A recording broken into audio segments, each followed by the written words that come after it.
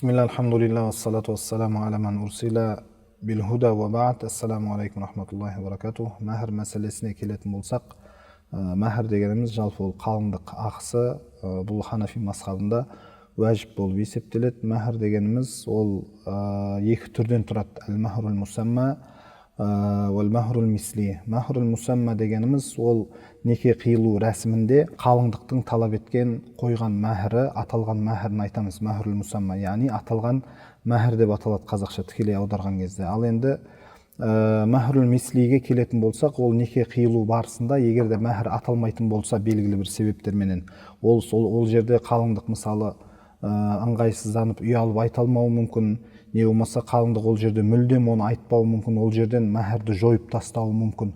Бұл қандай себеп болмасын, бұл жерде егер де әлгі неке қиылу отырысында мәһр айтылмайтын болса, ол жерде мәһр мисли міндет болады. Мәһр мисли деген сол қалыңдықтың туған әпке қарындастарына берілген мәһр сол шартты түрде өзі бекітіледі. Енді бұл мәһр бекітілгеннен кейін оны уақыт өте келе, мысалы мәһр мусамма неке қиылу барысында мәһр аталмаса, кейін мәһр мисли бекітілетін болса, не болмаса ол жерде мәһр аталып ол кейінге қалдырылатын болса, оны өтеу, сол кейінге қалдырылған мәһрді кейін, мысалы жоғарыда айттық қой, бұл қалыңдықтың ақысы дедік. Қалыңдық қаласа бұны жартылай түсіріп тастай алады өзінің мойнынан, не болмаса толықтай түсіріп тастай алады, кешіріп тастай алады. Неге? Себебі бұл қалыңдықтың ақысы болып есептеледі. Не болмаса ерлі зайыптылардың келісімі арқылы оны басқа бір материалдық нәрсеге ауыстырса рұқсат болып есептеледі. Сосын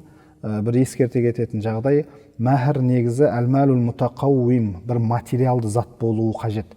Бізде көбіне мәһрде Құран жаттауды талап етеді, хадис жаттауды, не болмаса Құран оқып үйретуді, қажылыққа апарып алып келуді, умраға апарып алып келу деген сияқты нәрселерді айтып жатады. Бұл негізі ханафи мазхабында мәһрдің шарттарына сай болып есептелмейді. Неге? Себебі ханафи мазхабында мәһр әл-мәлул мутақауим болуы керек, материалды нәрсе болуы қажет, белгілі бір деңгейге дейін 10 дирхам көлемінде, 10 дирхам көлемінен жоғары болып табылуы қажет.